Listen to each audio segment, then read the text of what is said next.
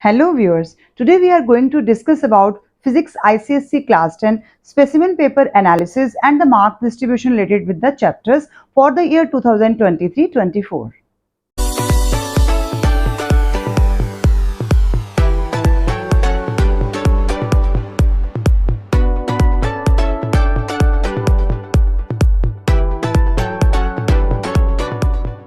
As you know the pattern of our physics paper, we have 40 marks for section A, in which 15 MCQ and question 2 and 3 of 2 marks and 1 marker question in question 2 also, to make it 25. So 25 and 15, total 40 marks for section A, and then 6 questions in section B. Out of them you need to attempt only 4 questions for 40 marks. This is the sum up of your 100 marks paper, and you have a choice of 20 marks in section B.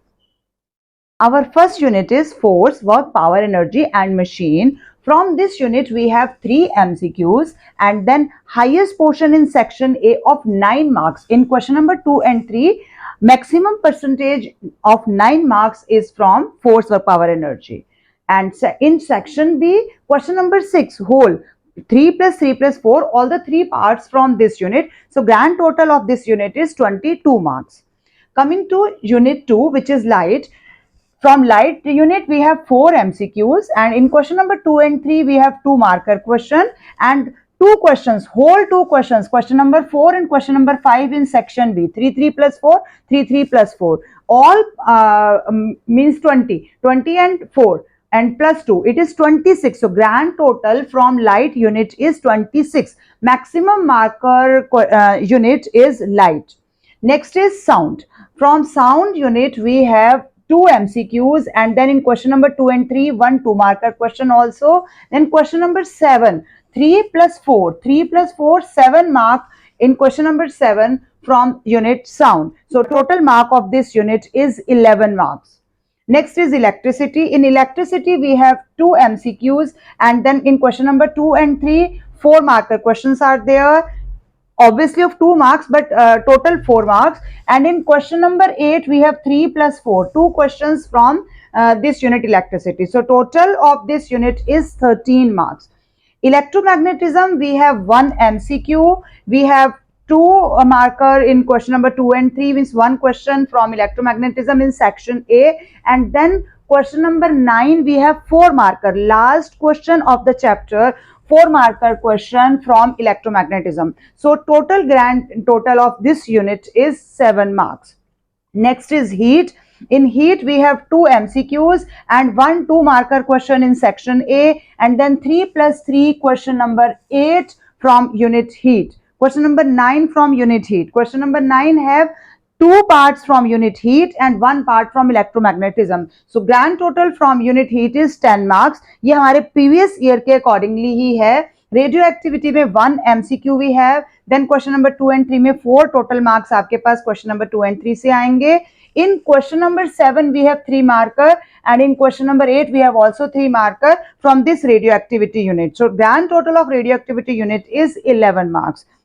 So sum up is first unit 22 marks, second light is 26 marks, sound is 11 marks, electricity is 13, electromagnetism is 7, heat is 10, and radioactivity is 11. This is the sum up of specimen paper released by Council recently. Now I want to clarify a few doubts related with the syllabus for this year. वैसे तो आपको पता है कि बहुत सारी चीजें जो पहले डिलीट की गई थी वो टॉपिक्स अभी ऐड कर दिए गए हैं, बट फिर भी मशीन चैप्टर में जहां सिस्टम आता है 1 fixed pulley and number of movable pulleys, तो ये टॉपिक में एक फिक्स पुली और एक मूवेबल पुली, ये तो हमारे सिलेबस में है, बट उसमें एक और डायग्राम है जिसमें नंबर ऑफ मूवेबल पुलीज ज्यादा दिखाए गए हैं. तो वो डायग्राम आपके पेपर के अकॉर्डिंगली आपने नहीं करना है. अपनी नॉलेज के लिए कर सकते हो, बट पेपर के लिए आप उसको छोड़ सकते हैं.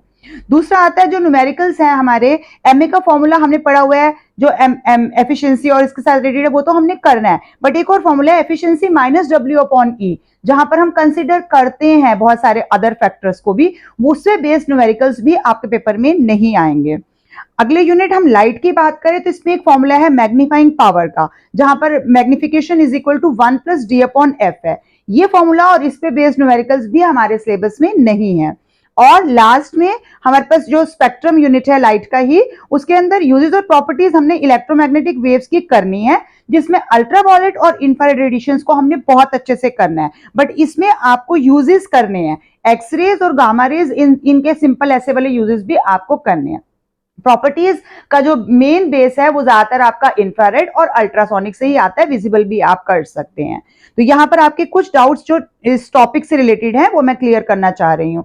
एक और है आपके पास, जैसे इलेक्ट्रोमैग्नेटिज्म में हमने DC motor, AC generator, last year तो ये पूरा टॉपिक रिलेटेड था, लेकिन इस बार ये टॉपिक है, इसमें डायग्राम सिलेबस में है, डायग्राम की लेबलिंग सिलेबस में है, प्रिंसिपल है, बट वर्किंग हमारे सिलेबस में नहीं है, तो उसको आप छोड़ सकते हैं। हाँ, आप अंडरस्टैंडिंग के लिए जरूर पढ़िए, क्योंकि उससे आपका कॉन्सेप्ट क्लियर होगा। मोरओवर आपको लॉज कैसे अप्लाई करने हैं वो भी आपको पता चलेगा। और रेडियो एक्टिविटी में हमारा लास्ट फ्यूजन एंड फिजन वाला वो टॉपिक ऐड हो गया, तो उससे रिलेटेड इक्वेशंस भी इस बार हमने करने हैं, क्योंकि वो पेपर में उठाई जा सकती हैं।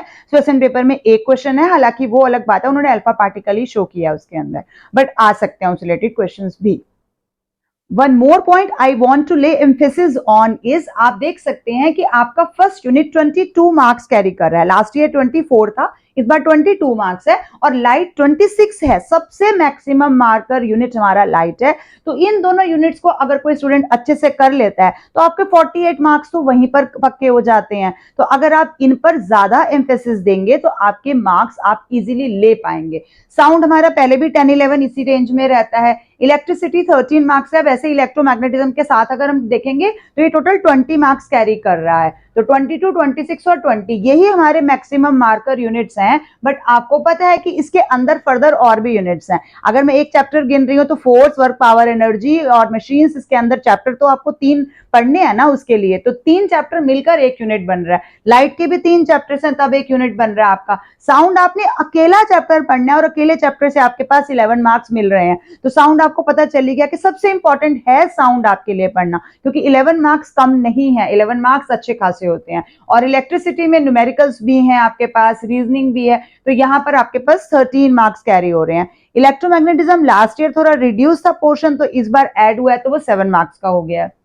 हीट में लास्ट ईयर भी 10 मार्क्स का ही था, इस बार भी 10 मार्क्स का ही है। एमसीक्यू में भी सेक्शन ए में भी है और बी में भी है 6 मार्क्स का। रेडियो एक्टिविटी आपके पास 11 मार्क्स कैरी कर रहा है। तो ओवरऑल सारे चैप्टर्स, सारे यूनिट्स इंपॉर्टेंट हैं, लेकिन कुछ स्टूडेंट्स ऐसे होते हैं जो थोड़ा सा पैनिक हो जाते हैं कि नहीं हमें पूरा सिलेबस करना ही नहीं है। फिर पेपर के टाइम पे वो लोग क्वेश्चन उठाते हैं कि मैम हम कौन से चैप्टर्स करें जिससे हम सिर्फ पास हो जाएं। पहली बात तो ये क्वेश्चन गलत है, मैं तो इस क्वेश्चन के हक में ही नहीं हूं, लेकिन फिर भी अगर आप अपने क्वेश्चन का आंसर चाहते हैं तो मैंने आपको साल के स्टार्टिंग में दे रही हूं, ताकि अभी आपके पास टाइम है। लेकिन आप एंड टाइम पे अगर पूछोगे तो फिर वो वाले 48 मार्क्स भी आपके हाथ में नहीं रह जाते हैं, तो फिर इसीलिए स्टूडेंट्स फेल हो जाते हैं। तो यहाँ पर प्लीज थोड़ा सा ध्यान दीजिए। और इस बार काउंसिल के अकॉर्डिंगली आपको पता चलेगा कि क्रिटिकल थिंकिंग, लॉजिकल थिंकिंग, इनके क्वेश्चन ज्यादा होंगे। तो ज्यादा होने का मतलब क्या है कि आपने क्वेश्चन को हर तरह से करना है, सिर्फ रॉट लर्निंग पे आपने फोकस नहीं करना। फोकस होना चाहिए कि आपकी बेस कितनी स्ट्रांग है फिजिक्स के लिए, आप जो भी कॉन्सेप्ट पढ़ रहे हो वो कितना स्ट्रांगली आपने ग्रैस्प कर लिया है। जितना स्ट्रांगली आप पढ़ेंगे तो पेपर का पैटर्न आपको अच्छे से समझ में आ जाएगा। और आप एक्स्ट्रा बुक्स कीजिए, हेल्प बुक्स कीजिए, अपनी बुक को डीपली पढ़िए, तभी आप अपने मार्क्स अच्छे से स्कोर कर पाएंगे। With this, I conclude my today's video. Thanks for watching till the end. Keep watching, sharing, and subscribe to my channel. Thank you.